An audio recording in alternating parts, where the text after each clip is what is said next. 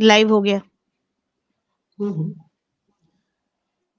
मैं हूं केवल बिंब मात्र, विस्तृत संसार तुम्हारा है, और जिससे अंतस स्वयं सुगंधित, वो अभिसार तुम्हारा है। हर पूजा का प्रथम पुष्प है, तुम्हें समर्पित है शिव जी। मेरे इन कोरे भावों पर बस अधिकार तुम्हारा है। मेरे इन कोरे भावों पर बस अधिकार तुम्हारा है। आइए और हमारे कोरे भावों में समा जाइए, हमारी जीवा पर बसिए, हमारे जहन में बसिए, हमारी आत्मा में रहिए, कि हम जो भी करें, हम जो भी लिखें, हम जो भी बोलें, वो देश हित में हो, लोक हित में हो, समाज हित में हो, दिलों से पहुंचे और दिलों तक जाए। आप सभी को मैं सोनिया सोनामक्स पानीपत हरियाणा से सादर नमस्कार करती हूँ, वंदन करती हूँ, अभिनंदन करती हूँ। आज पथगामिनी पेज से मंजुला श्रीवास्तव जी का पहला प्रोग्राम है ये, साक्षात्कार का, या यूं कहूं कि बातचीत का। क्योंकि मैं अपने आप को इस योग्य नहीं समझती कि किसी व्यक्तित्व का, जो व्यक्ति से उठकर व्यक्तित्व हो जाते हैं, ऐसे लोगों का मैं साक्षात्कार कर पाऊं। आपके सानिध्य में बैठकर, आप लोगों के साथ मंच साझा करके, आपके व्यक्तित्व को, आपकी जीवन यात्रा को मैं आम लोगों तक पहुंचा पाऊं, इसका एक बस जरिया मात्र हूं मैं। आप सभी को नमस्कार करती हूँ और मंजुला जी को ढेरों शुभकामनाएं और बधाई देती हूँ कि उन्होंने ये नया सफर शुरू किया और मुझसे बात की कि हम पहला साक्षात्कार किसका करें। तो मेरे जहन में एक ही नाम आया, वो था इंद्रजीत शर्मा भाई साहब का। तो मैंने ये नाम उन्हें सुझाया, तो आप भी मेरी बात से सहमत हुई और आज हमारे बीच में है एक विशाल आभा मंडल लिए परमहंसा, जिनका स्वभाव है, जिन्हें हम अघोरी पुरुष भी कह सकते हैं, जिन्होंने अपना तन मन धन सभी, मैं ये कहूंगी कि आम जनता के लिए, समाज के लिए समर्पित कर दिया। ऐसे इंसान को, ऐसे व्यक्तित्व को मैं तहे दिल से नमस्कार करती हूँ, वंदन करती हूँ, अभिनंदन करती हूँ। नमस्कार जी, आप सबको मेरा प्रणाम। बहुत बहुत प्रणाम। मेरी गजल के ही एक मतला और दो चार अशार मुझे आज आपके लिए लगे कि जैसे कुछ आप जैसे व्यक्तित्व के लिए ही कहे जा सकते हैं, कि कब मैंने कहा तुझसे मुझे माल दे जर दे, कब मैंने कहा तुझसे मुझे माल दे जर दे, बस अपनी तसल्ली से मेरी रूह को भर दे, बस अपनी तजल्ली से मेरी रूह को भर दे। तू चाहे तो सहराओं में भी सब्जे उगाए, तू चाहे तो सहराओं में भी सब्जे उगाए, तू चाहे तो सूखे हुए पौधों में समर दे, तू चाहे तो सूखे हुए पौधों में समर दे। और हम इसकी कफालत नहीं कर पाते हैं, लेकिन हम करते कुछ नहीं समाज के लिए, देश के लिए, लेकिन आप जैसे लोग हैं जो ये करते हैं, पर हम चाहते क्या है, हम इसकी कफालत नहीं कर पाते हैं, लेकिन उम्मीद ये रखते हैं हमें साया शजर दे, उम्मीद ये रखते हैं हमें साया शजर दे। और गुर्बत के अजाबों से बचाए मेरे भगवन, किसी को गरीबी ना दे, कि गुर्बत के अजाबों से बचाए मेरे भगवन, फुटपाथ पे सोए हुए मजदूर को घर दे, फुटपाथ पे सोए हुए मजदूर को घर दे। ऐसे ही कार्य आप करते हैं, धर्म से जुड़े हुए, साहित्य से जुड़े हुए, समाज से जुड़े हुए, और जो भी हमसे किसी भी तरीके से थोड़ा सा भी नीचे हैं, उन सब के लिए अपने तन से, अपने मन से, अपने धन से, अपने जहन से आप जो भी कर पाते हैं, आप करते हैं। आपका वंदन, आपको नमस्कार, आपका बहुत बहुत स्वागत। 1 नमस्कार। अक्टूबर 1960 में जन्मे आप, इंद्रजीत शर्मा जी, आपकी शुरुआती शिक्षा कहाँ की है और कैसा था आपका बचपन? जैसा कि मैंने देखा कि आप अभी बहुत धार्मिक और सामाजिक सेवा में लगे हैं और दानशील हैं। तो बचपन में आपका स्वभाव कैसा था? ये गुण क्या आप में बचपन से थे? यहीं से हम अपनी बात की शुरुआत। कन्हैया नगर त्रिनगर दिल्ली में मेरा जन्म हुआ 1960 में, और मैं जी, सभी बच्चों की तरह साधारण बच्चा ही था स्कूल में, क्योंकि मैं घर में बड़ा बेटा था। तो मेरे को मेरी माता बहुत तैयार करके सजा कर स्कूल भेजती थी। हमारा सरकारी स्कूल था घर के पास ही, वो मुझे ले जाते और वापस अच्छा, ले आते। 5वीं क्लास तक मैंने शिक्षा वहाँ ली और जो मेरे गुरुजन थे, वो वहीं आस-पड़ोस में ही रहते थे। वो मुझे जानते थे कि मैं पंडित जी का बेटा हूँ, तो मुझे बहुत प्यार करते थे। और बाद में उन्होंने मुझे बताया कि बेटा जब तू पास होता था, तो हमारी पार्टी कई दिन चलती थी। तो हमारे पिताजी अरे! हाँ, हमारे पिताजी ने बचपन में ही ये सपना देखा होगा कि बेटे को हमने इस लायक बनाना है कि समाज की सेवा करे और हमारे पिता का ही सपना था कि समाज ऐसा होना चाहिए जिसमें कोई भी पिछड़ा हुआ ना हो, सबको शिक्षा जी, मिले, सबको रोज़गार मिले। ये सपना मुझे बहुत बाद में जाके पता लगा कि मेरे पिता का ये सपना है। स्कूली शिक्षा के बाद मैं फिर कॉलेज में गया दिल्ली यूनिवर्सिटी में, वहाँ से मैंने ग्रेजुएशन किया और पढ़ते हुए भी मैं एक साधारण स्टूडेंट ही था, लेकिन धीरे-धीरे गुरुओं के आशीर्वाद से, स्कूल से ही प्राइमरी स्कूल से ही मेरे गुरु थे, वो अभी तक थे मेरे सिर के ऊपर। लेकिन अभी धीरे-धीरे करके समय क्या वो कहें आप 80, 90, 100 के होने के बाद वो धीरे-धीरे हुँ। अपना मेरे को आशीर्वाद देना भगवान के पास चले गए वो। अभी अभी हाल में ही अ, हमारे गुरु अभी मैं न्यूयॉर्क आया हूँ, तो आने से 3 घंटा पहले मैं उनको मिलने गया हॉस्पिटल में। अच्छा, तो उनकी हालत बहुत-बहुत बढ़िया नहीं थी, लेकिन उन्होंने मुझे पहचाना और गुरु माँ भी वहीं थी, उनकी पत्नी। तो उन्होंने कहा, "ये कौन है?" तो हुँ, उन्होंने बोला, "ये इंद्रजीत शर्मा है।" तो वो कह रही क्या हैं, बात "पहचान है! लिया तुम्हें?" तो पहचान लिया उन्होंने। तो मेरे हुँ, पास हुँ, वीडियो है, उन्होंने हाथ से साइन करके हवा में बोले, "इतिहास में नाम लिखा जाएगा, ये इंद्रजीत शर्मा है।" क्या बात तो है!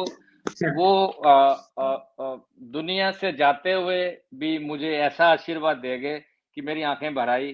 3 घंटे बाद मेरी बेशक, फ्लाइट थी, मैं यहाँ आ गया और फिर अगले दिन मुझे पता लगा वो मास्टर जी नहीं रहे। मैंने अफ़सोस किया लोगों से और उनके बेटे से भी अफ़सोस किया। बहुत दुःख हुआ मुझे कि ये मेरे गुरु थे, मुझे पढ़ाते थे और अब ये दुनिया में नहीं है। तो मुझे तो सच्चा आशीर्वाद मिलता था। रोज़ सुबह मैं अपना नित्य कर्म करके गुरुद्वारा, मंदिर जाता था, तो मंदिर के बाद मैं उनके घर जाता था रोज़। अच्छा, करीब 6 बचपन से? सवा 6 बजे बट नहीं अभी अभी जब से अभी, मैं अभी, अभी अभी, अच्छा, उनकी उसके तबीयत बाद की खराब हुई बात कर रहे पहले हैं। हाँ, ठीक है, पहले ठीक तो है। वो ठीक थे, उनका स्वास्थ्य ठीक था, वो हमारे वृद्ध सेंटर के इंचार्ज भी रहे 4-5 साल। हुँ, हुँ, हुँ, हुँ। तो अभी जब उनकी हालत अच्छी नहीं रही, तो मैं मंदिर के बाद उनके यहाँ जाता था, तो उनके रोज़ उनका आशीर्वाद लेता। शुरू में तो उनके घरवालों को अजीब-सा लगा कि ये रोज़ आ जाता है, क्यों? लेकिन अच्छा, फिर उन्होंने देखा कि जब मैं आता हूँ, तो मास्टर जी बहुत खुश होते हैं, मेरे से बात करते हैं और हुँ, तो वो उन्होंने वो मन बना लिया कि ये तो अब आ रहा है रोज़ तो अच्छी बात ही है, मास्टर जी के लिए भी और हमारे लिए भी। तो मेरे को भी कुछ वो नहीं था कि मैं रोज़ पीपल को जल देने जाता था मंदिर, तो वहाँ से आते हुए मैं हुँ। उनका आशीर्वाद लेकर 5, 7, 10 मिनट बैठकर इधर की बात, उधर की बात पूछता था उनसे, तो मैं घर आता था। लेकिन मेरे जो टीचर हैं वो नहीं रहे, मुझे बहुत दुःख है। जी, ये दुःख की बात तो है ही, लेकिन हम ये नहीं हुँ, कह सकते कि वो बेशक शारीरिक रूप से आपके बीच में नहीं है, लेकिन उनके आशीर्वाद, उनके संस्कार और उन्होंने जो भी आप में रोपा, वो आपके अंदर आज भी है। यहीं से हम बात करते हैं आपके पिताजी की। तो जी हाँ। आप अपने माता-पिता के बारे में हमारे दर्शकों को कुछ बताएँ? इससे पहले आप बात शुरू करें, मैं जितने भी लोग हमारे साथ जुड़े हैं, आप सभी का स्वागत कर लेती हूँ। मंजुला श्रीवास्तव जी हमारे बीच में जुड़ी हैं, हम सबका स्वागत करेंगे, आपका भी स्वागत। विवेक कविश्वर जी बहुत उम्दा गीतकार हैं, हमारे बीच में उपस्थित हैं, प्रणाम कर रहे हैं, आपको भी बहुत-बहुत प्रणाम। सच्ची श्रद्धा वो कह रहे हैं आपकी बातों को सुनकर। बेशक सच्ची श्रद्धा का अभी तो शुरुआत हुई है विवेक जी। आप सुनिए इनके बारे में और हमें बहुत कुछ इनसे सीखने और जानने को मिलेगा। मुझे कमेंट नाम नज़र नहीं आ रहे हैं, लेकिन ऊपर लगभग 7 से 8 लोग अभी शुरुआती दौर पे हमसे जुड़ चुके हैं। धीरे-धीरे ये संख्या बढ़ेगी और मैं चाहती हूँ, मैं अक्सर ये बात कहती नहीं हूँ अपने लाइव में, पर आज कहूँगी कि आप इस लाइव को जितना शेयर कर सकते हैं करें, क्योंकि अच्छी बातें दूर-दूर तक समाज में पहुँचनी चाहिए, जानी चाहिए, ताकि हम लोग उससे कुछ सीख पाएँ। जी हाँ सर, हम बात कर रहे थे आपके पिताजी की। आपके पिताजी भी बहुत धार्मिक, सामाजिक और दानशील इंसान थे। तो आप अपने पिताजी के बारे में कुछ बताइए कि उनके साथ आपका बचपन, आप सभी बहन-भाइयों का बचपन कैसा रहा? और उनसे आपने क्या सीखा? हमारे पिताजी बहुत विद्वान थे, उन्होंने हमें बहुत आशीर्वाद, बहुत प्यार दिया और ऐसा प्यार दिया कि आपको बताऊँ मैं मेरे 2 बच्चे हैं, 1 बेटा, 1 बेटी और क्योंकि मैंने अपने पिता से जैसा प्यार लिया, तो मैं चाहता था कि मैं भी अपने बच्चों को वैसा ही प्यार दूँ। तो मेरे दोनों बच्चों की शादी हो गई है। मैंने जन्म सर से यहाँ मैं लेकर थोड़ा-सा रोकूँगी आपको। आप बात जी कर हाँ। रहे हैं प्यार की, संस्कार की। आज के समय में प्यार का मतलब ये होता है कि बच्चे की हर इच्छा को पूरा करना, हर डिमांड को पूरा करना, हुँ। वेदर वो सही है या वो गलत है। हुँ, और हुँ। दूसरा होता है कि अपने हिसाब से उनमें अपने आप खुद एग्ज़ाम्पल बनते हैं, उनमें संस्कारों को रोपने का। तो आप उस तरह से भी हमें अपनी बात को समझाएँ। जी हाँ, मैं जब प्यार की बात कर रहा हूँ, तो मेरे फ़ादर ने मेरे को कभी डाँटा नहीं, मारा नहीं। मेरी माँ ने भी मेरे को कभी डाँटा नहीं, कभी मारा नहीं और उसी बात को आगे करते हुए ज़माना बहुत बदल गया है।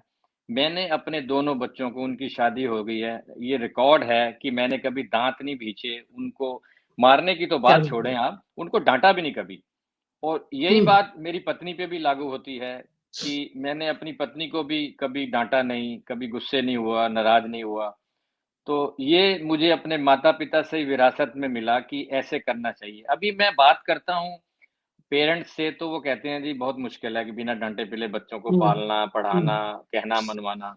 लेकिन मैं आपके सामने खड़ा हूँ और मेरे बच्चे हैं दोनों वो प्राउड करते हैं कि हमारे पिता ने हमें कभी डाँटा नहीं और कभी ईश्वर की कृपा ऐसी हुई उनसे कोई ऐसा काम भी नहीं हुआ कि मेरे को सोचना पड़े कि ये उन्होंने अच्छा काम नहीं हुँ, किया। हुँ, हुँ, तो वो बड़े हो गए, उनकी शादियाँ हो गई, मेरे बेटे ने भी अपना व्यापार मेरे से अच्छे तरीके से सँभाल लिया। अब मैं आपके सामने इंद्रजीत के रूप में खड़ा हूँ, बैठा हूँ, जी, जी। तो आपको हैरानी होगी कि एक दूसरा इंद्रजीत मेरे से बढ़िया तैयार हो चुका है, जो समाज की क्या सेवा बात कर है! रहा है।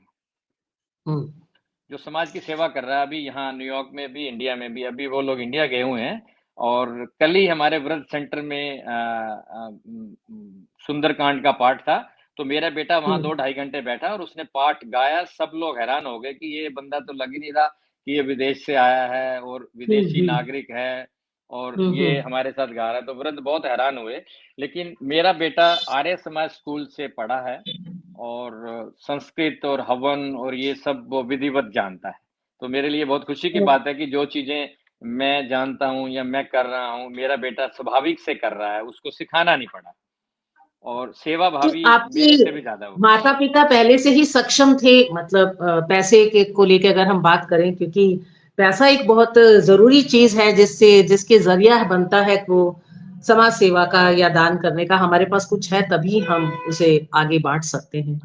तो जी हाँ, जी आपके हाँ। माता ईश्वर की तरफ से ऐसी कृपा रही, मैं आपको बात बताऊँ, मज़ाक भी है और हैरानी वाली हुँ, बात हुँ, भी है हुँ। कि 1962, 63, 64 में जब मैं स्कूल गया पहली बार,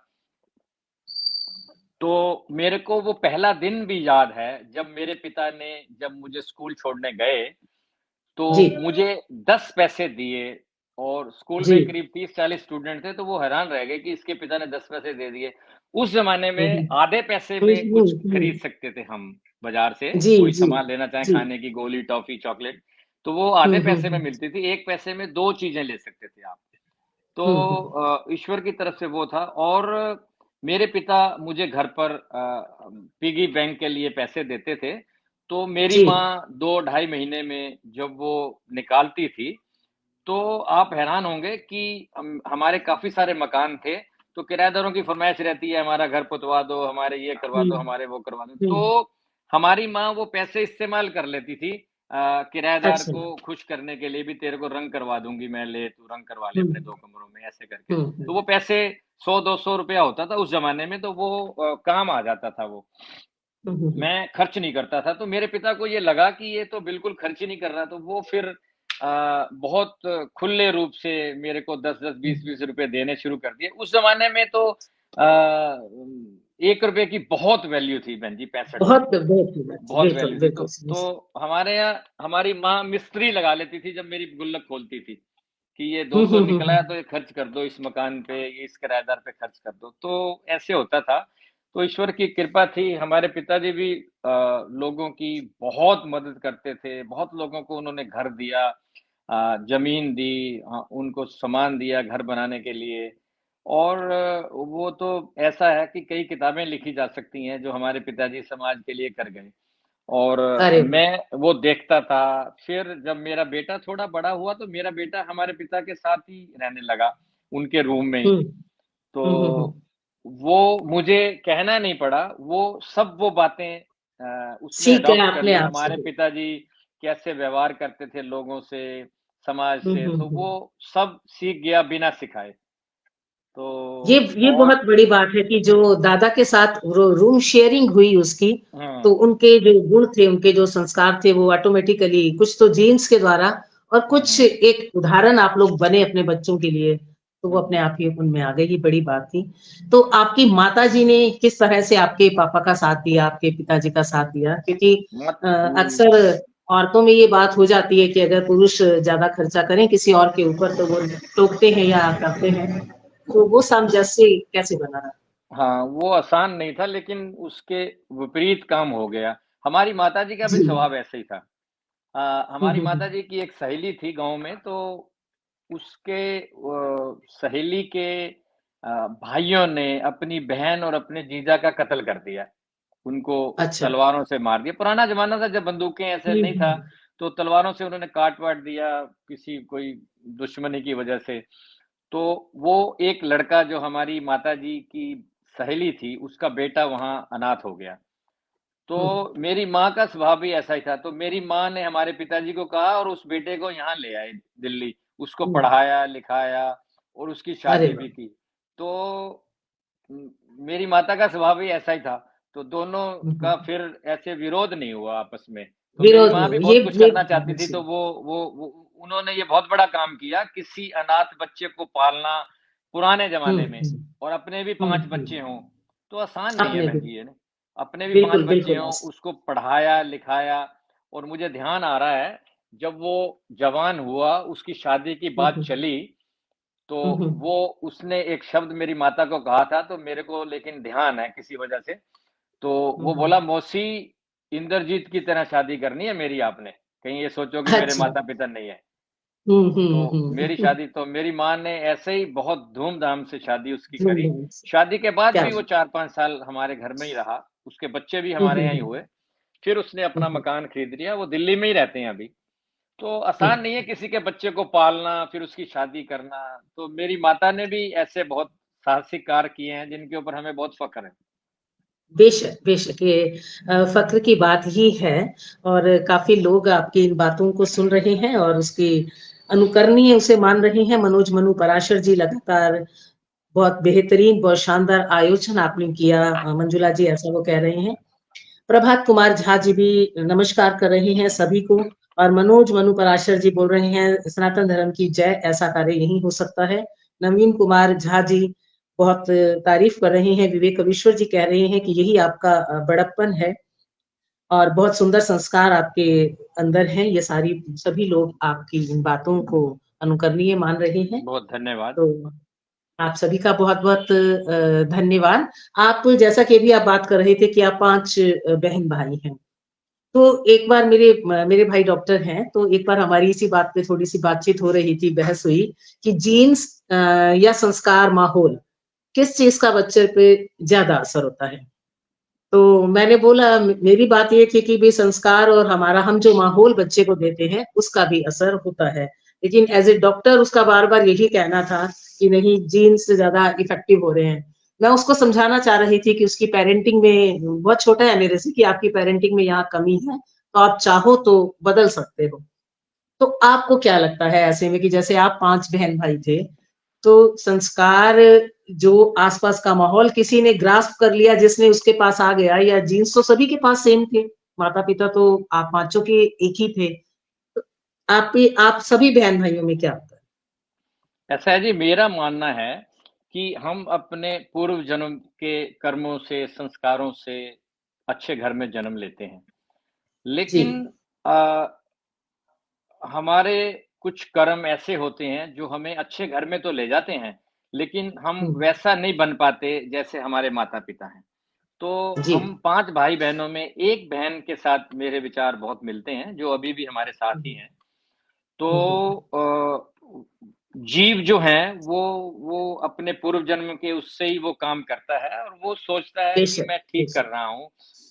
हम्म। इसमें अपने माता-पिता की सेवा भी आ जाती है और अनादर भी आ जाता है, तो वो सोचता है। हाँ, सारी। तो मेरा ये मानना है कि हमने पिछले जन्म में क्या किया था और हम अब क्या करना चाहते हैं। अगर हमारे मन में है अच्छा करने की, तो हम अच्छा करेंगे। लेकिन ऐसा नहीं है कि अच्छे माता-पिता के घर बनकर वो बेटा अच्छा ही होगा। अब आप महात्मा गांधी हम्म, के पुत्र को लें, उस वो इतने जी, बड़े पिता जी, का जी। पुत्र था, वो चाहता हम्म, तो अपने पिता का नाम भी रोशन कर सकता था, उनसे बड़ा भी बन सकता था। लेकिन जी, उसने बेशक। ऐसा कुछ नहीं किया कि उसका उन्होंने अनुसरण भी नहीं किया अपने पिता का। तो वो अब आज कोई याद नहीं करता उनको। तो जी। एक परिवार में होने वाले सब बच्चे विद्वान हों ऐसा भी नहीं है और सब धार्मिक हों ऐसा भी नहीं है। लेकिन नियम तो नियम है, अपवाद अपनी जगह है। नियम जी, जो है जी। वो अपनी जगह है कि अच्छे परिवारों में अच्छे ही बच्चे पैदा होते हैं। लेकिन हम 5 भाई-बहनों में 1 बहन के मेरे विचार मिलते हैं, सेवाभावी है वो। और हम्म। बाकी जो हैं वो हमें पागल समझते हैं कि ये पागल हैं और यही इनको मेरा अभी अगला काम करना सवाल यही था कि जी। रिश्तेदारी और जो आसपास के लोग हैं, वो फिर इसका विरोध करते हैं या पार्शियलिटी का इल्ज़ाम भी लगता है कि हमारे माता-पिता अगर आपको तो वो ज़्यादा प्यार कर रहे हैं क्योंकि आप संस्कारी हैं, आप उनकी सेवा करते हैं, आप उनके साथ हैं, आज भी उदाहरण है। लेकिन उन लोगों को ऐसा लगता है बाकी सभी लोगों को, रिश्तेदारों को या जो भी हुँ। हमारी नेचर से अलग है कि उनके साथ पार्शियलिटी हो रही है। क्या ऐसा भी इल्ज़ाम आप पे लगे होंगे? शुरू-शुरू में ऐसा होता है जब वो लोग देखते हैं मैं क्या कर रहा हूँ, तो उनकी हुँ। समझ में नहीं आता। क्योंकि हुँ, हुँ। सेवा का जो भाव है वो अंदर से आता है। आप किसी को जी। देख रहे हैं कि किसी को प्यासे को पानी पिला रहा है या हुँ, हुँ, जानवर हुँ। को चारा दे रहा है या कबूतरों को दाना दे रहा है, तो ये उसके अंदर के भाव हैं कि मैंने कबूतरों को दाना खिलाना है। लेकिन जी, देखने जी। वाले को ऐसा लगता है गंदगी फैला रहा है ये। गाय को चारा दे हुँ, रहा है तो हुँ, ये गंदगी फैला रहा है यहाँ। उसके भाव अलग हुँ, हैं। तो हुँ, शुरू में लोगों को लगता है लेकिन अब ये सफ़र लंबा हो गया, अब वो देख रहे हैं हम क्या कर रहे हैं, हमारे द्वारा समाज को एक सोच दी जा रही है कि बुजुर्गों की सेवा करनी चाहिए, गरीबों को हुँ, इलाज मिलना चाहिए और बच्चों को शिक्षा मिलनी चाहिए। तो अब उनको लग रहा है कि मैं ठीक हूँ। शुरू के कुछ साल तो उनको ये लगा कि ये पागल है और पिता द्वारा छोड़ी गई संपत्ति को लुटा रहा है। जी, लेकिन जी, बिल्कुल, अब बिल्कुल। वो अब वो मेरे को आशीर्वाद देते हैं और मुझे लगता नहीं है कि कोई विरोधी ऐसा है जो मेरे द्वारा किए गए कार्य में ये कह रहा है कि मैं गलत हूँ। शुरू-शुरू में तो बहुत लोग आए थे हुँ, हुँ, और हुँ, मैं मेरे को एक बुजुर्ग थे, अब हर आदमी का अपना दिमाग होता है। तो हुँ, उन्होंने मुझे एक बार मुझे बिठाया अपने पास और मुझे उन्होंने समझाया हुँ। कि पहले कर उसके बाद खर्च कर। तो अरे वाह! वो हाँ, पहले पहले कर और फिर खर्च कर। चलो, हाँ। वो अब नहीं रहे वैसे, पर मैंने उनका बात का बुरा नहीं माना, लेकिन मैंने हुँ, गाँठ हुँ, बाँध ली हुँ। बात को कि ये आदमी मुझे क्यों कह रहा है। तो उसका मतलब हुँ, यही हुँ। था कि मैं अपने माता-पिता की दी हुई मैं संपत्ति समझ। को मैं हुँ। लुटा रहा हूँ और जल्दी ये खत्म हो जाएगी। पर ऐसा नहीं हाँ, है, तो आप मैं अच्छे खुद काम करो पहले खुद कुछ करो। हुँ, हाँ, आप अच्छे काम करो तो वो आपके खर्च किए हुए पैसे दुगने होके वापस आते हैं और हुँ, मेरा हुँ। बच्चा भी इसमें विश्वास करता है और 1-2 बार मैंने अपने बेटे को साबुत भी कर दिया। अच्छा, हाँ कैसे? जी, कोई ऐसा हुआ कि संस्मरण?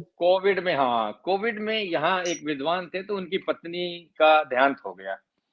जी। तो सब लोगों ने तय किया कि हमें कुछ न कुछ इनकी मदद करनी चाहिए, विद्वान हैं, हुँ, दुखी हैं।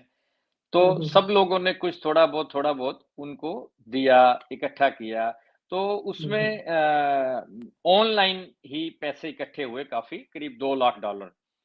तो अच्छा। मैंने उनको ₹1100 हाथ जोड़ के $1100 सॉरी, मैं कहने में हाँ, फ़र्क कर गया। $1100। $1100 मैंने उनको हाथ जोड़ के उनको दिए, उनसे क्या आशीर्वाद बात है! लिया। विद्वान है वो। हुँ, और आप मानेंगे करीब 40 मील दूर था फ्यूनेरल क्योंकि उस ज़माने में करने नहीं दे रहे थे फ्यूनेरल और 11 आदमियों की परमिशन थी कि 11 आदमी आएँगे हुँ, संस्कार में। हुँ, ये हुँ, मैं बात हुँ, न्यूयॉर्क की हुँ। बता रहा हूँ। जी जी। तो मैं जब घर आया तो $2000 कहीं से जो हमने बट्टे खाते में डाले हुए थे कि ये कभी नहीं मिलेंगे अच्छा। और हमने मांगने भी नहीं है इससे, वो अच्छा। आकर $2000 मेरे बेटे को दे गया। खुद दे गया, क्या और बात मेरे है। आने से पहले, मैं घर हम्म। पहुंचा नहीं अभी, और मैंने अपने बेटे को कहा, मैंने कहा क्या कहता है तू? तो मेरे बेटे के यही शब्द थे कि हमने अच्छा काम किया है तो भगवान ने इसको प्रेरणा दी कि तू जाके पैसे इनको हम्म, दे आ। वापिस। और ऐसे छोटे-मोटे तो उदाहरण इतने हैं बहन जी, कि अगर कोई साधु महात्मा आया, मैंने उसको $100 दिए हैं, तो थोड़ी देर बाद ही कहीं से जी। 200 आ जाएँगे। अरे वाह। और ऐसा हिंदुस्तान में भी है, यहाँ भी है। तो मैं तो शुरू से ही विश्वास करता हूँ कि अगर आप कोई अच्छा काम करते हैं, दान करते हैं, तो वो वापस लौटता है बढ़कर। हम्म। और मेरे एक साथ तो बहुत बहुत बार बड़ी ऐसा हुआ है। बात जी आपने प्रूव की है, और सभी लोगों से मैं इसीलिए निवेदन कर रही हूँ कि ऐसी बातें हमारे पूरे समाज तक जानी चाहिए। पिलकेंद्र अरोड़ा जी भी हमारे साथ जुड़े हैं, वो कहते हैं कि सेवा परमात्मा की भक्ति का ही एक रूप है, गुरबानी में दोनों पर्याय हैं। बिल्कुल बेशक, इसमें कोई शक नहीं है। उत्तम सेवा भाव, ऐसा विवेक कवीश्वर जी कह रहे हैं। वीरेंद्र सोनी जी हमारे साथ जुड़े हैं। उत्कृष्ट मार्गदर्शन के लिए बधाई और शुभकामनाएं स्वीकार करें। आप हमारे समाज की शान हैं, सादर प्रणाम। हम आपके उज्जवल भविष्य की कामना करते हैं। लाजवाब साक्षात्कार। आपको भी बहुत बहुत नमस्कार। नवीन कुमार झा जी, वार्तालाप अनुकरणीय है। बेशक ये अनुकरणीय है। इसीलिए हम लोग जब बात करते हैं, मैं पहले भी एक बार कह चुकी हूँ और फिर कहती हूँ कि अच्छी बातें भी हमें जन जन तक पहुंचानी चाहिए।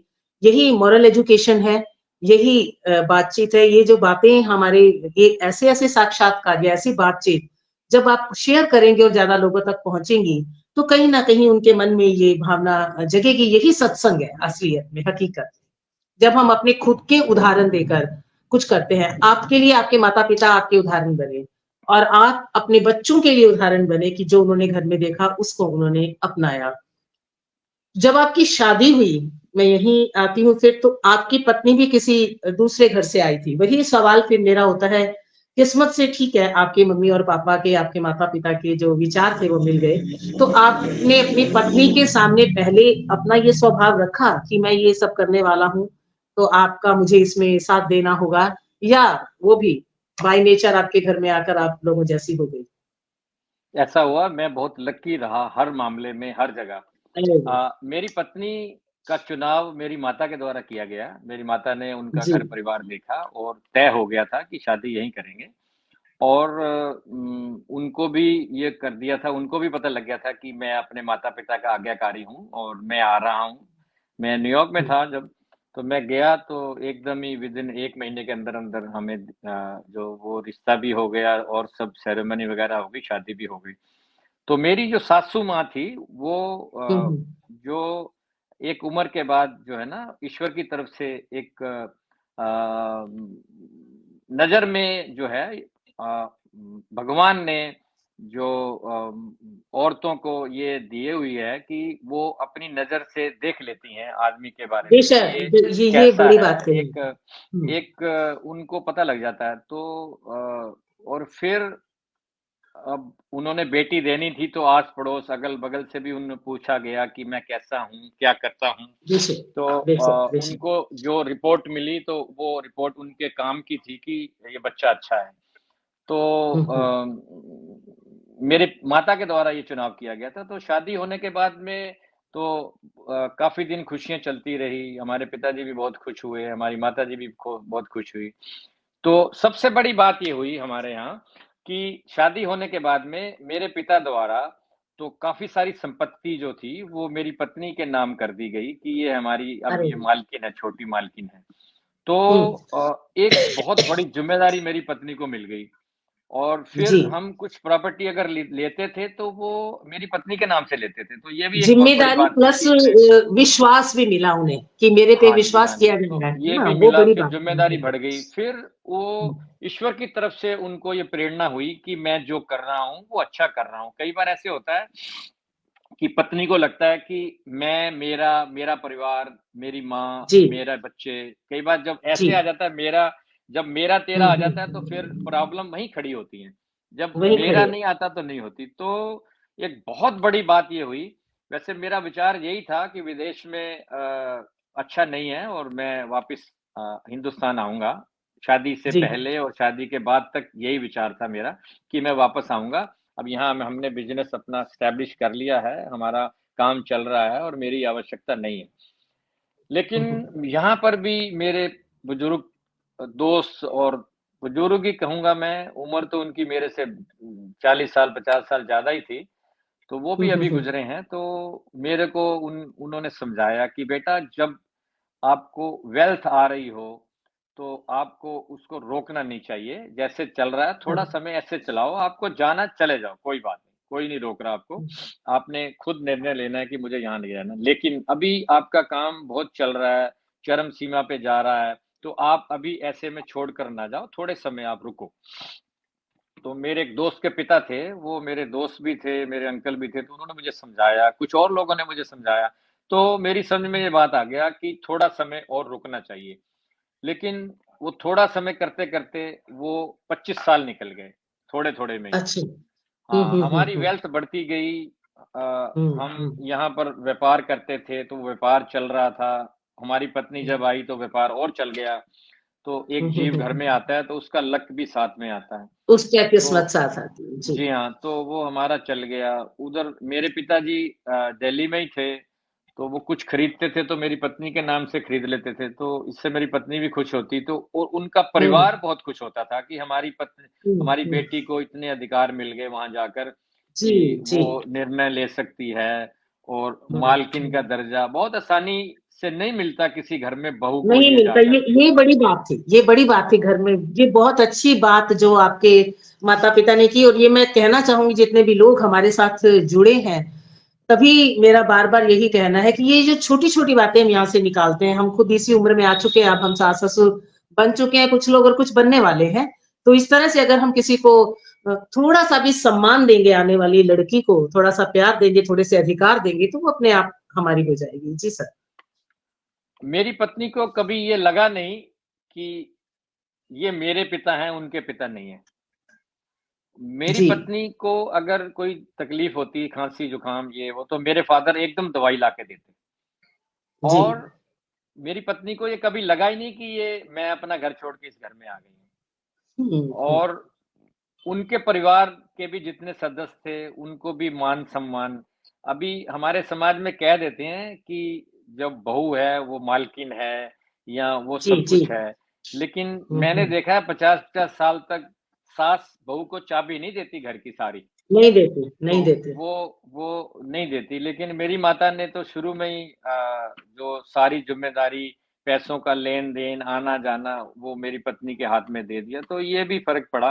तो फिर मेरी पत्नी ने मुझे जो सहयोग दिया और मेरे बच्चों ने जो सहयोग दिया, उसी की वजह से मैं इंद्रजीत बन पाया। असल में बात ये क्या है। बात मैं कहूँ जी क्या मैं बात बन गया, ऐसा नहीं हुआ। मेरी हुँ, पत्नी 25 साल तक हिंदुस्तान में रहकर मेरे माता-पिता की सेवा करी। जो सेवा मुझे करनी चाहिए थी, वो मेरी पत्नी ने करी। हालाँकि मैं साल में 5 बार जाता था वहाँ, हुँ, हुँ, लेकिन हुँ। वो तो 24 घंटे वहाँ रहती थी। जी, तो जी, और बेशक। मेरे बच्चों ने भी नाम रोशन किया कि उसके पोते हैं, उसकी पोती है, उसके बेटे हैं। हुँ, तो मेरा हुँ। बेटा इंजीनियरिंग करने के बाद में वो चाहता तो वो यूएस करोड़ों रुपए सिटीज़न का है। फिर तो उसको लग सकता उसको है। लाखों जी। डॉलर का काम मिल हुँ, जाता, ऑफ़िस में बैठता वो हुँ, हुँ। टाई लगाकर, बढ़िया ऑफ़िस में बैठता बिना किसी उसके। लेकिन उसने उस जी, सब जी। को छोड़ते हुए मैकेनिकल इंजीनियरिंग की और करने के बाद में अपना जो पैतृक काम है, अब हमारी तीसरी जनरेशन है जो हम काम कर रहे हैं। अरे वाह! जो भी सामान हम बनाते हैं, बड़े फ़ख्र के साथ बनाते हैं और हुँ, हुँ। उसकी तह तक जाते हैं, उसमें टेक्निकल हुँ, हुँ, कोई हुँ। प्रॉब्लम ना आए और लोग हमारा सामान पसंद करते हैं। बहुत कम सामान है जो हमारा फ़ेल हुआ है, अदरवाइज़ जो भी हम बनाते हैं, वो खूब अच्छी कीमत पे बिकता है यहाँ पे। अरे वाह! तो यहाँ से ये सवाल मेरे मन में उठता है कि आप भारत से न्यूयॉर्क गए, है ना? यहाँ से आपने जो आपका बिज़नेस था वो यहीं से स्टार्ट हुआ। तो यहाँ के इस कारोबार को वहाँ किस तरह से लिया लोगों ने? किस तरह से उसको सम्मान मिला और किस तरह से आपने इसे बढ़ाया? देखें समय लगता है बहुत अपने आप को साबित करने के लिए कि एस्टेब्लिश मैं करना। सही हूँ। तो मुझे 40 साल से ज़्यादा हो गए हैं यहाँ पर और अरे वाह! जो लोग हमारे से लंबा सामान समय, बहुत लेते लंबा थे, समय। उनको 40 साल हो गए हैं सामान लेते हुए, तो उनको पता है कि सामान जो है बढ़िया होगा। तो एक हुँ, विश्वास हुँ, हमने बनाया और वो विश्वास आज तक कायम है। किसी आदमी को हुँ, धोखा हुँ, नहीं हुँ। दिया, किसी से हमने गलत पैसे नहीं लिए, तो ये चीज़ें काउंट करती हैं यहाँ पर।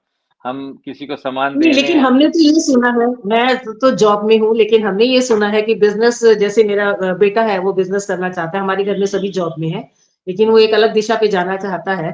तो उसको थोड़े दिन पहले ही कोई कह रहा था, बिज़नेस करना इतना आसान नहीं है, बिज़नेस करने के लिए तो चालाक होना होता है, सौ झूठ बोलने पड़ते हैं, और तुम तो इतने सीधे हो, ना तो तुम झूठ बोल सकते हो, ना तुम चालाक हो, ना किसी से पैसे निकलवा सकते हो, मतलब उसकी जेब से झूठ बोल के तो तुम कैसे बिज़नेस करोगे?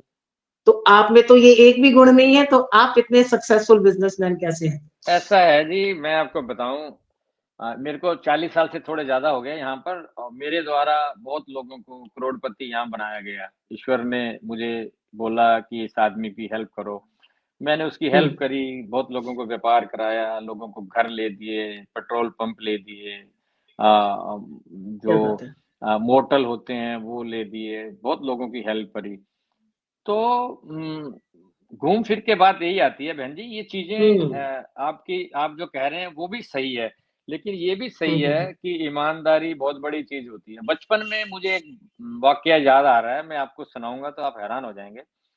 जी, जी। हमारे यहाँ आज भी गायें हैं, गाय का दूध पीते हैं हम लोग। हमारे घर जी। में दिल्ली में अभी भी घर से मतलब कि हमारे बहुत सारे घर हैं और घर के नज़दीक ही एक घर है, वहाँ हमने गाय रखी हुई है। और वो हुँ, हुँ। हमारे यहाँ ही बड़ी हुई थी, हमारे पिताजी के समय से गायें चलती आ रही हैं हमारे पास। तो आज भी हमारे पास गाय हैं। तो मैं छोटे होते गाया का खाने का सामान लेने जाता था कहीं, बाज़ार जी। में। तो वहाँ पर एक बुजुर्ग थे, बात बहुत पुरानी है, हुँ, तो हुँ, हुँ। उस आदमी को हिसाब नहीं आता था। अच्छा। मैं जो लेता था तो मैं ही हिसाब करता था कि इतने किलो ये इतने पैसे, इतने किलो ये इतने पैसे, इतने किलो ये इतने बन गए। अच्छा। तो कई बार हाँ। आके मैं अपने पिताजी को बोलता था कि पिताजी ये आदमी का काम कैसे चल रहा है? लोग तो हुँ, बेईमान भी हैं, देंगे नहीं पैसे, हुँ। कम जोड़ लेंगे, देंगे। इसको तो जो देते हैं हुँ, जेब में हुँ। डाल लेता है। तो हमारे हुँ, पिता हुँ, ने हुँ। मुझे बोला कि ऊपर भगवान बैठा है, अगर 1-2 बदमाश भी हैं, तो हुँ। बाकी सब लोग इसको सही पैसे देते हैं। तो 1-2 बिल्कुल, गलत बिल्कुल, आदमी बिल्कुल देने सही से बात। उसका व्यापार नीचे नहीं जाएगा। तो हुँ, मुझे भी काफ़ी लोग ऐसे मिले जिन्होंने मेरे को मेरे साथ अच्छा व्यवहार नहीं करा और हुँ, मेरे हुँ। को ठग लिया। लेकिन मैं हुँ, आपके सामने बैठा हूँ, आज भी ईश्वर की कृपा है और हुँ, मैं हुँ। करता रहता हूँ कुछ न कुछ। मैं देखता हूँ कि ये ज़रूरतमंद है, तो इसको हुँ, हुँ। इसकी मदद की जाए। हमारा ड्राइवर है, उसको मैंने अपने पास से पैसे खर्च के एक लाइसेंस बनवा दिया बिल्डिंग हुँ, हुँ, हुँ। इंस्पेक्टर का। तो वो 1 घंटे में अच्छा। $500 का काम करता है जब वो बिल्डिंग को चेक करने जाता है। तो ऐसे ही अरे वाह! काफ़ी हुँ। लोगों को मैंने जहाँ मुझे लगा हाँ। कि ये है, तो मैंने बहुत लोगों की ज़िंदगी सँवार दी यहाँ पर भी, वहाँ पर भी। बहुत वहाँ बहुत पर अच्छी भी बात, बहुत अच्छी बात। हम लोग सिलाई सिखा रहे हैं बच्चियों को और लेडीज़ को। तो अ, सैकड़ों लोग हमसे सीख के चले गए हैं और मैं अभी कहना नहीं चाहिए ऑनलाइन, लेकिन सीखने के बाद में मैं उनको सिलाई मशीन देता हूँ निःशुल्क। तो वो अपने नहीं, घर कहना नहीं, जाके कहना चाहिए। वही बात मैं कह रही नहीं, हूँ कि वो बात उसमें अलग थी। उसमें ऐसे कैसे पता चलेगा कि आप ये करते हो? एक कोई और इंद्रजीत बने, आप जैसे इंद्रजीत आगे 10 नहीं, और आएँ, हम कुछ चाहते हैं कि समाज में ऐसा हो। कुछ कुछ कुछ चीज़ें ऐसी हैं, एक बच्ची सीखने आ रही है, 3 महीने सीखेगी, उसको मशीन दे दी, चुपचाप ले जाएगी। लेकिन हमने अभी सार्वजनिक रूप से 2 बड़े-बड़े फंक्शन किए थे, तो जी। उसमें 21-21 मशीनें हमने दी, जिसमें सिफ़ारिश भी आ गई। अब हुँ, फ़ोटोग्राफ़र हुँ, था, हुँ। उसने फ़ोटो खींची हैं, मेरे पास हैं वो हुँ, अभी हुँ। भी। हुँ, तो हुँ, हुँ। लोग सिलाई मशीन ले गए जिनके हाथ में आईफ़ोन पकड़ा हुआ था, एक दूसरे हाथ में। तो वही बात। तो हाँ। तो थोड़ा-सा ये होता है। दूसरा हुँ। सिफ़ारिश आती है जी, ये आएँगे नहीं लेने स्टेज पे मशीन स्टेज पे लेने नहीं आएँगे और आप हाँ, इनके इनको घर भेज मशीन देना। पहुँचाओ। हुँ, तो बड़ी चीज़ें ऐसी होती हैं जो ऐसे डिस्क्लोज़ करने में दिक्कत आती है। लेकिन अब हमने नियम बना लिया है कि अगर उसकी हुँ। अटेंडेंस होगी और वो हुँ, हुँ, हुँ। सीखेगी 2-3 महीने तो उसको हम सिलाई मशीन बिल्कुल, अपने पास से बिल्कुल, देते हैं और वो अपने बिल्कुल, घर जाके कुछ बिल्कुल। ना कुछ घर में बैठकर ही इज़्ज़त के साथ कुछ ना कुछ काम कर लेती हैं। बिल्कुल, आपने बिल्कुल ठीक कहा। और दूसरा दूसरा या तीसरा जो हमने लेसन अब यहाँ से ये सीखा है कि किसी को एक टाइम की भीख देना, या एक समय हेल्प करने से बेटर है कि उसको जिंदगी भर के लिए एक रोजगार दे देना, ताकि वो अपना परिवार और अपना वो सब आगे चला सके। इससे बड़ी मदद और कोई नहीं हो सकती जो कार्य आप कर रहे हैं। बहुत बहुत आपको मुबारकबाद, बहुत बहुत आपको शुभकामनाएं। Thank you. Bilkendra hello. Arora ji कह रहे हैं कि सेवा परमात्मा की भक्ति का ही एक रूप है, बार बार वो यही बात लिख रहे हैं। आपका बहुत बहुत स्वागत, नमन कर रहे हैं वो आपको। अलका शर्मा जी कह रहे हैं कि यही सत्संग है, इससे अच्छा सत्संग और कोई नहीं हो सकता। विवेक कविश्वर जी कह रहे हैं कि ये वार्तालाप आज बहुत सुंदर भावों को बांट रहा है। विवेक कविश्वर जी, इसीलिए स्पेशली मैंने आज आपको इनबॉक्स में इसके लिए इनवाइट किया था। अक्सर मैं गजल गीत के लिए तो पर्सनली इनवाइट नहीं करती हूँ, तो जिसकी इच्छा है वो सुने। लेकिन आज की जो चर्चा थी, आज की जो वार्तालाप थी, वो आम दिनों से कुछ अलग थी। आपने एक वृद्धाश्रम खोला है, मैं आम जनता को बता, वृद्धाश्रम तो नहीं कह सकती, वृद्ध लोगों को एक साथ रहने की जगह है। और एक तरफ आपने अपने माता-पिता को एक अलग तरह की सेवा, एक अलग तरह का सम्मान दिया। और मैंने कुछ अलग भी सुना कि आज भी आपके माताजी का कमरा उन्हीं का ही कमरा है, जिसमें उनकी तस्वीरें हैं। और जिस तरह से आपने अपने माता-पिता की सेवा की, वैसे तो कोई एहसान नहीं किया उन पे, लेकिन फिर भी जो आज अपने माता-पिता को जिंदा रहते भी नहीं पूछते, तभी आपको उन वृद्धों के लिए वो जगह खोलनी पड़ी। इन दोनों बातों के बारे में आप हम सारे दर्शकों को बताएं कि किस तरह से आपने अपने माता-पिता के साथ उनकी सेवा की आप सभी ने, और वो जो वृद्ध लोग एक साथ रहते हैं, उनके लिए आपने क्या-क्या वहाँ सिस्टम बनाया हुआ है। मैं तो जानती ही हूँ, मैंने पढ़ा है, लेकिन सभी लोग जाने ऐसा मैं चाहती ऐसा है जी, हमारे पिताजी हूँ। के जाने के बाद में वो रूम जो था, वो हमने सब सामान वहाँ सुरक्षित कर लिया और हुँ, हुँ, उनका हुँ। इस्तेमाल किया हुआ कोई भी सामान हमने फेंका नहीं, ना ही किसी को दिया। उनके कपड़े, उनके जूते, उनका गद्दा, उनका तकिया, उनकी चद्दर, उनके हर चीज़, उनकी स्टिक, उनके स्लीपर जो वहाँ पहनते थे, उनकी चेयर जिस पे बैठते थे, उनका टीवी, एयर कंडीशंस, उनके रिमोट कंट्रोल, उनके पास 3-4 छोटे टीवी थे, जो कार में जाते थे। तो मेरे पिता को मैच देखने का था, क्रिकेट मैच देखते थे हमारे जी, पिता। जी। तो जब जी, घर में जी। होते थे तो घर में देखते थे, लेकिन जब कहीं कार में जा रहे होते थे तो वो ले जाते थे छोटा टीवी अपने साथ में। तो हुँ, वो हुँ, हुँ। उनका कोई भी सामान, उनकी जेब से निकले हुए पैसे, अलमारी में रखे हुए अरे वाह! पैसे, सोना, चांदी, घड़ियाँ हुँ, और उनके सोने की अंगूठी, उनके सोने का हुँ, कड़ा, ये सब सामान हुँ। हमने उनके रूम में ही सुरक्षित रखा हुआ है और उस रूम की सफाई रोज़ होती है पहले ही। हमारे घर में सबसे चलिए, पहले उस रूम की सफाई होती है और उनका बाथरूम भी हम इस्तेमाल नहीं करते। उसकी भी क्या सफाई बात होती है! है रोज़। पहले उस हुँ, रूम की हुँ, सफाई होती है, उसके बाद हमारा बहुत बड़ा घर है। हुँ, 35 हुँ, हुँ, बेडरूम का हमारा घर है जहाँ हम रहते हैं। सभी कमरों की सफाई रोज़ नहीं होती, लेकिन हुँ। शुरुआत हमारे पिताजी के कमरे से होती है।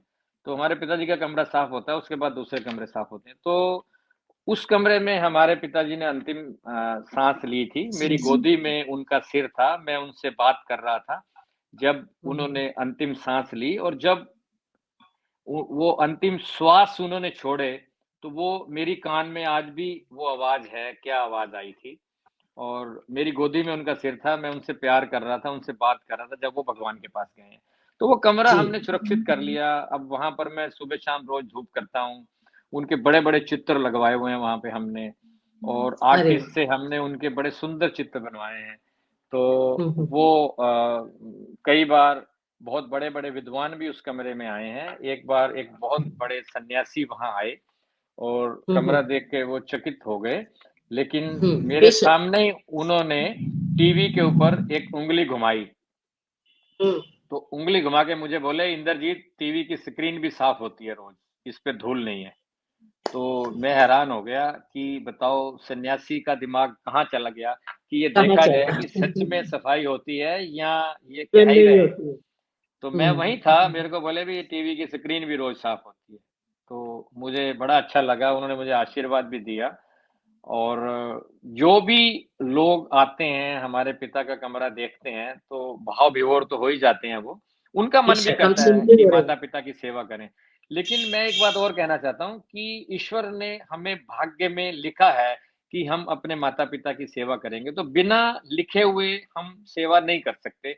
ऐसा मेरा मानना है और मैंने देखा भी है और ये सच बात है कि बिना भाग्य के आपको सेवा मिल नहीं सकती। वो अ, किस तरह? वो ऐसा है, आपके बच्चे ऐसे होंगे जो माता-पिता पे पैसे नहीं खर्च करने देंगे, आपकी पत्नी, आपके बच्चे, आपका समाज या आपके भाई-बहन। ऐसा भी होता है हम्म कि आप अपने माता-पिता को अपने साथ रखना चाहते हैं।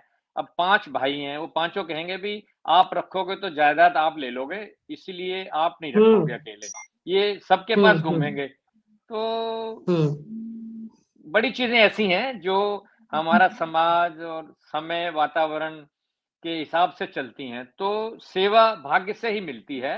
आप हम्म उसको वो मेहनत से वो करके आप थोड़ा बहुत अर्जित कर सकते हैं, लेकिन बिना भाग्य के आप कह दें कि मैं माता-पिता की या किसी बुजुर्ग की सेवा कर दूँ, तो वो आसान नहीं है, बहुत मुश्किल है। ऐसा मेरा मानना है, तो अपवाद भी हो सकता है आपके थोड़ा बहुत, हिस्से तो लेकिन हाँ, सर बहुत से बुजुर्गों की सेवा आई है। जैसे मैं आम हमारे साथ जितने भी दर्शक लोग जुड़े हैं, सुनने वाले हुँ, जुड़े हैं, आप सभी को बता दूं हुँ, कि आपने विद्यालय भी खोले हैं कई सारे, और आपने औरतों को सिलाई सिखाने का भी एक जिम्मा लिया हुआ है।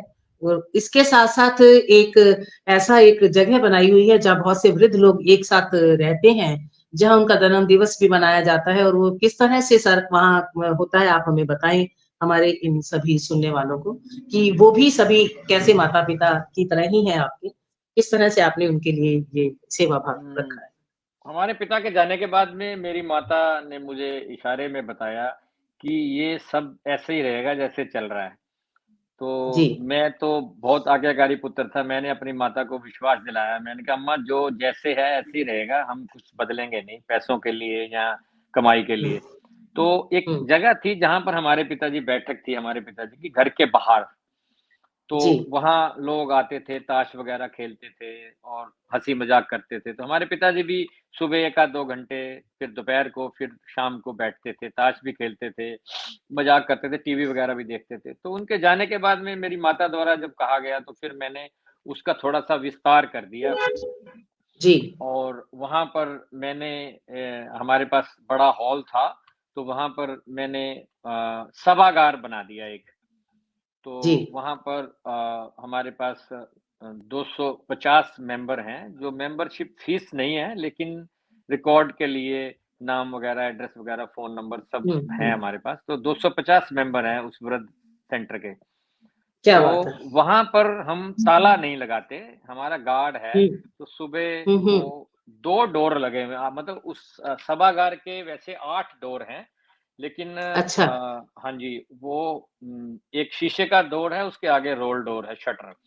तो हुँ, हमारा गार्ड सुबह 6 साढ़े 6 7 बजे वो शटर उठा देता है। वैसे भी कोई हुँ। आए तो जब मर्ज़ी उठा ले, ताला नहीं लगा हुआ उसमें। वहाँ जी, बाथरूम भी जी। बना रखा है और वो लोग आते हैं और भजन, कीर्तन, प्रार्थना अभी कल ही सुंदरकांड का पाठ हुआ वहाँ पे। रोज़ हुँ, 4 हुँ। बजे रामायण का पाठ होता है वहाँ, सालों से। हुँ, हुँ। और हमने एक पंडित जी नियुक्त किए हुए हैं, जो रोज़ 4 से 5 बजे आते हैं, तो उसमें 20-50 लोग आते हैं रोज़। उसमें कोई बंदिश नहीं है, जो जिसके पास समय है वो आता है।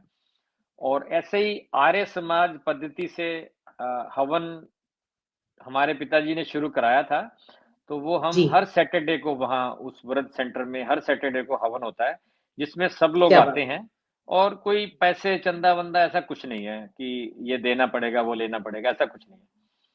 तो आरती में वो 10, 20, 50 जो डालना चाहें थाली में डाल देते हैं, वो शास्त्री जी ले जाते हैं।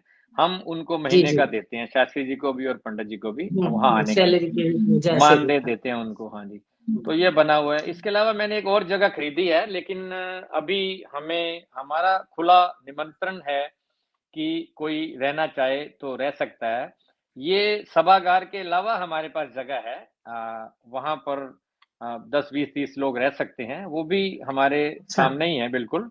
तो हुँ, लेकिन हुँ, हुँ। अभी कोई रात को रहना शुरू हुआ नहीं वहाँ, हमें वैसे खुला आमंत्रण है, भी कोई भी आ सकता है, ये सब बुजुर्गों को भी पता है।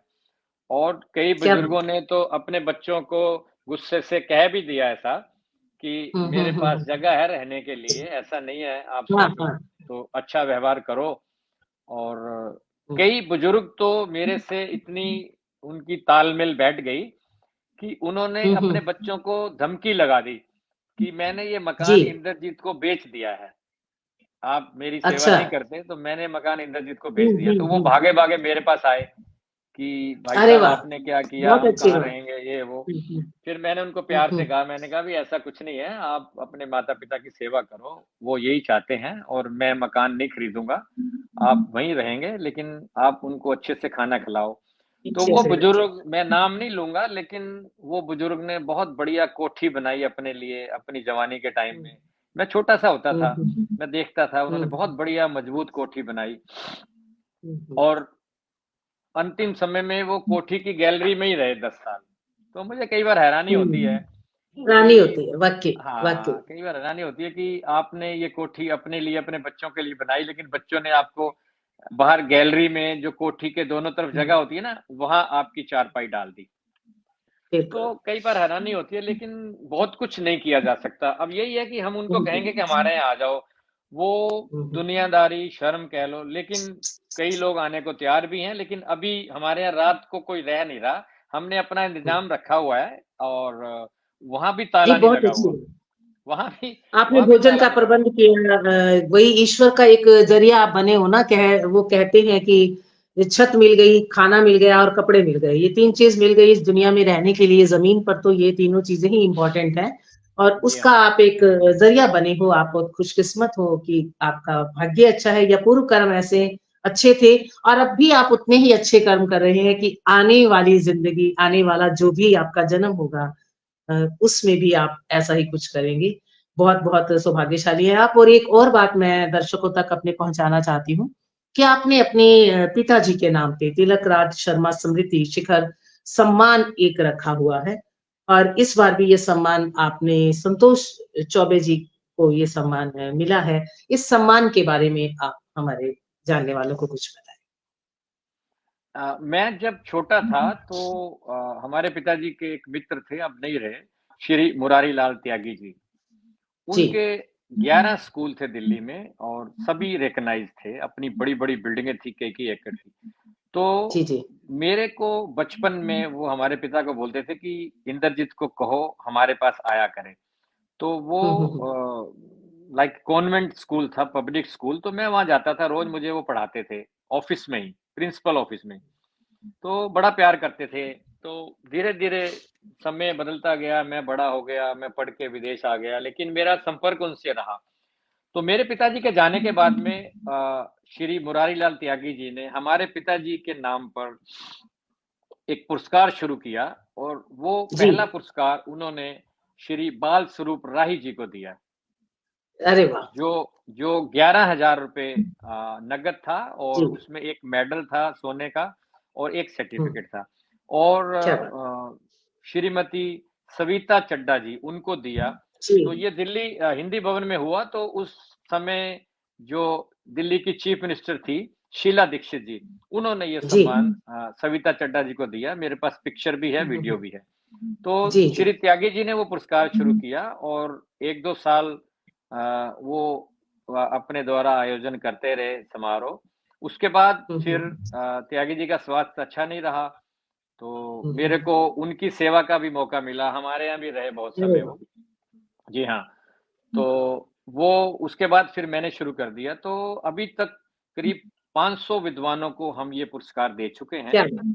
क्या बात है! पहले ये पुरस्कार 11,000 रुपए का ही था, लेकिन समय के हिसाब से आप कहें या मेरे जो मित्र विद्वान हैं, उनके द्वारा मुझे ये प्रेरणा दी गई हुँ, कि हुँ।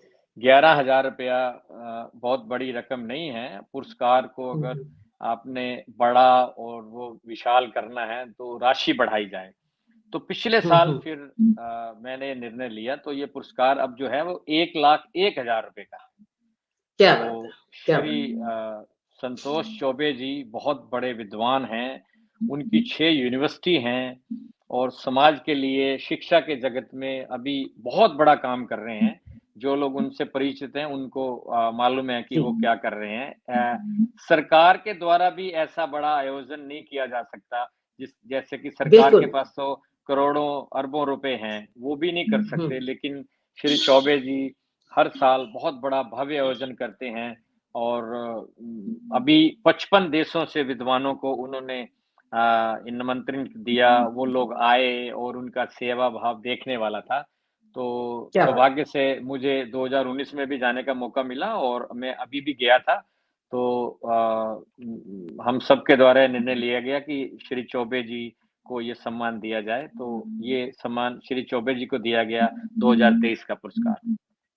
क्या बात है! बहुत, बहुत अच्छी एक और बात जो मैं सबको पहुँचाना चाहती थी। बिल्कुल मंजुला जी, आप ठीक कह रही हैं कि ईश्वर अपना काम करवाने के लिए किसी न किसी को अपना माध्यम बनाता है, उनमें से एक आप हैं बेशक।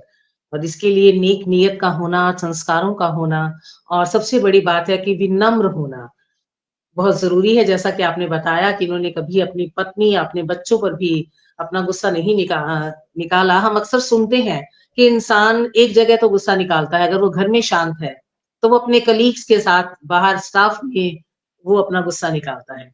और अगर वो अपने स्टाफ के साथ शांत है, विनम्र है किसी भी कारण से, तो वो गुस्सा अपने पत्नी या अपने बच्चों पे निकालता है। लेकिन आपके केस में ऐसा नहीं है, तभी आपको अघोरी साधु कहा जा सकता है, तभी आपको परमहंसा स्वभाव कहा गया है और तभी आपका 1960 का बर्थ है। कहीं से भी आप हमें उस उम्र के नहीं लग रहे हैं कि आपके जो जैसे विद्वानों का एक ऑरा होता है, जैसे साधु संतों का एक ऑरा होता है कि उनकी शक्ल पे वो एक ओज आ जाता है, वैसा ही ओज हमें आपके व्यक्तित्व में नज़र आ रहा है और आप इसके काबिल भी हैं। और फिर एक आखिरी सवाल आपसे मैं ये करना चाहती हूँ कि आपको भी बहुत से सम्मान मिले होंगे, देश में भी, विदेशों में भी। तो आपका कोई संस्मरण, कोई सम्मान जो आपको याद हो और लगा हो कि हाँ, ये बहुत बड़ा सम्मान था मेरे लिए, हम वो जानना चाहेंगे? ऐसा बहन जी, बचपन से ही मुझे जो पहला पुरस्कार मिला वो नेपाल सरकार की तरफ से मिला जी, उसकी चर्चा करने वाली 1980 थी। में। जी हाँ। जी, उसके बाद फिर दूसरा पुरस्कार भी एनसीसी। नेपाल से ही शांति प्रस्थान वालों ने मुझे दिया, लंदन जी, में। और अरे वाह! ऐसे पुरस्कार तो सैकड़ों मुझे मिल चुके हैं। वैसे पुरस्कार देने में जो आनंद आता है, उतना लेने में नहीं आता। तो ब्रिटिश ईश्वर पार्लियामेंट देने में लायक भारत नहीं है गौरव का रखिएगा। मुझे पुरस्कार मिल चुका है 2019 में, भारत गौरव जी, का, जो ब्रिटिश पार्लियामेंट में। और ग्रैंड एम्बेसडर का मुझे पुरस्कार पिछले साल 2023 में भी ब्रिटिश पार्लियामेंट में मिला है। और क्या बात है! 2019 में मुझे यहाँ न्यूयॉर्क में सरकार द्वारा सम्मानित किया गया। मैंने यहाँ पर लाइब्रेरीज में जो है बुक डोनेट करी। करीब जी, 10,000 बुक मैंने दान दिए यहाँ पर 85 लाइब्रेरी में। तो अच्छा, हमारी क्या हिंदी बात है! संस्कृति और हिंदी हमारा इतिहास और हमारी धार्मिक पुस्तकें गीता, रामायण मैंने यहाँ पर इंडिया से खरीद कर कुछ छपवा कर मैंने यहाँ दान में दी इनको। तो सरकार ने, मेयर ने मेरे से अनुरोध किया कि आप किताबें लाओ, क्योंकि काफी समय से, हमारे पिता के समय से ही हम लोग धार्मिक किताबें छपवा कर निःशुल्क बांटा करते थे। तो जी, करीब 50 किताबें तो हम छपवा चुके हैं और जो हमारे पिताजी के नाम से हमने छपवाई। तो जी, यहाँ पर सरकारी और मेलों ठेलों में हम लोग किताबें दिया करते थे अपना स्टॉल लगाकर। तो हुँ, समहाउ हुँ। उनको पता लगा, तो मेयर ने मुझे अनुरोध किया कि आप किताबें अगर दें तो बहुत मेहरबानी होगी। और मैंने 85 लाइब्रेरी में, करीब 1 साल लग गया ये सब करने में। तो मैंने करीब 10,000 किताबें दी। तो उस सेवा को देखते हुए मुझे यहाँ सरकार द्वारा सम्मानित किया गया 2019 में। जी, जी, जी, और जी। अभी हाल में बहुत ही बड़ी बात 2 महीने पहले लॉर्ड्स है। के मैदान में समाज सेवा के लिए मुझे पुरस्कृत किया गया इंग्लैंड। जी। तो हाँ, पुरस्कार देने संस्कृति में आनंद सभ्यता को ज़्यादा आता है। जीवित रखने में सहायक कदम, बेशक साधना जी, इसमें कोई शक नहीं। जी सर। तो अभी जो हमारे पिताजी वाला सम्मान है वो 500 विद्वानों को दिया जा चुका है, जिसमें Padmashri, Padma Bhushan, member of parliament और कौंसल जनरल, तो ये सब और बहुत विद्वान कमल किशोर गोयनका जी, बाल स्वरूप राही जी और क्या बात है, सभी बड़े। डॉक्टर हरीश नवल जी। तो जी, ऐसे जी। संदीप मारवा, श्री बी एल गौड, तो चलो, ऐसे 500 विद्वानों को ये प्रदान किया जा चुका है और बहुत हमारा बहुत सौभाग्य है बहुत कि सभी विद्वान एक से बढ़कर एक हैं, तो हमारे लिए बड़ा सौभाग्य की बात है कि ये पुरस्कार उन्होंने स्वीकार किया और पुरस्कार की और शान बढ़ गई उनके लेने से। बेशक, बेशक आपकी यही सोच ही आपको बड़ा बनाती है सर। आपके व्यक्तित्व को, आपके ऑरा को 1 घंटे में बाँधना बहुत मुश्किल है। मैं तो सोचती हूँ कि इस एक जन्म में बाँधना ही बड़ा मुश्किल है और आपकी एक-एक बात जन-जन तक पहुँचनी चाहिए। कैसे 1 घंटा निकल गया हमें पता ही नहीं चला। फिर भी आपके साथ बातचीत में 4 या 5 जो भी शिक्षा निकल कर आई है, मुझे ये लगता है कि उसमें से अगर हम एक भी अपने जीवन में उतार लें, तो हम अपने जीवन में एक टर्निंग पॉइंट ला सकते हैं, एक ड्रास्टिक चेंज ला सकते हैं। आपने बुजुर्गों के लिए काम किया, आपने महिलाओं के लिए काम किया, आपने बच्चों की शिक्षा के लिए काम किया, आपने रोजगार के लिए काम किया, मैं छोटे में बताना चाह रही हूँ। आपने साहित्यकारों के लिए काम किया, आपने माता-पिता को अपने ईश्वर के अनुकूल रख के, ईश्वर के बराबर रख के काम किया। आपने अपने बच्चों में और आस-पास के सभी बच्चों में अपनी संस्कृति और संस्कार भरने की कोशिश की। आपने अपने सनातन धर्म को ज़िंदा रखा, आपने अपनी इंसानियत को ज़िंदा रखा। तो इतनी सी बातें में मैं आपका व्यक्तित्व तो नहीं बाँध सकती, फिर भी यही सब आपके लिए मैं कह रही हूँ। आपको ढेरों-ढेरों वंदन है, ढेरों-ढेरों नमन है आपके लिए, यही कह सकती हूँ कि छोटे-छोटे तारों के बिना आकाश, जल की नन्ही-नन्ही बूंदों के बिना गागर, घुटनों के बल रेंगती नदियों के बिना सागर, आंसू बिना आँख, भक्तिहीन भगवान, क्या कोई महत्व रखते हैं? भले ही ये सब बड़े हैं, पर किसी न किसी छोटे के दम पर खड़े हैं। तो आओ हम भी आपकी तरह तो आओ हम भी आपकी तरह कुछ पाने की बजाय कुछ खोना सीखें और निरर्थक बड़ा होने की बजाय सार्थक छोटा होना सीखें। निरर्थक बड़ा होने की बजाय सार्थक छोटा होना सीखें। जैसे कि आप हैं, बस आप जैसी विनम्रता ही हम में आ जाए, उतना ही बहुत है। और कोई संदेश जाते-जाते जो आप हमारे दर्शकों को, हमारे समाज को देना चाहें, आपका स्वागत है। हाँ, मैं तो अनुरोध करूँगा कि जिन भी सज्जन जिनके माता-पिता जीवित हैं, उनकी सेवा करी जाए, उनका आशीर्वाद लिया जाए। आशीर्वाद में बहुत ताकत है। दुनिया की हर चीज़ आप प्राप्त कर सकते हैं आशीर्वाद के बल पर। मेरे माता-पिता ने मुझे आशीर्वाद दिया, मैं आपके सामने बैठा हूँ, आप मुझे सुन रहे हैं, आपने मुझे 1 घंटा सुना, बहुत-बहुत धन्यवाद।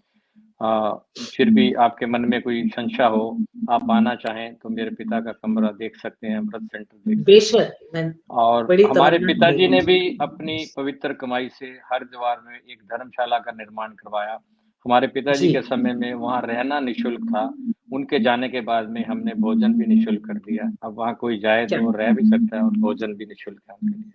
तो मेरा तो बहुत आप सबसे अनुरोध है कि अपने माता-पिता की सेवा करो और जैसे आप उनकी सेवा करेंगे, आपके बच्चे देखेंगे कि आप अपने माता-पिता की सेवा कर रहे हैं।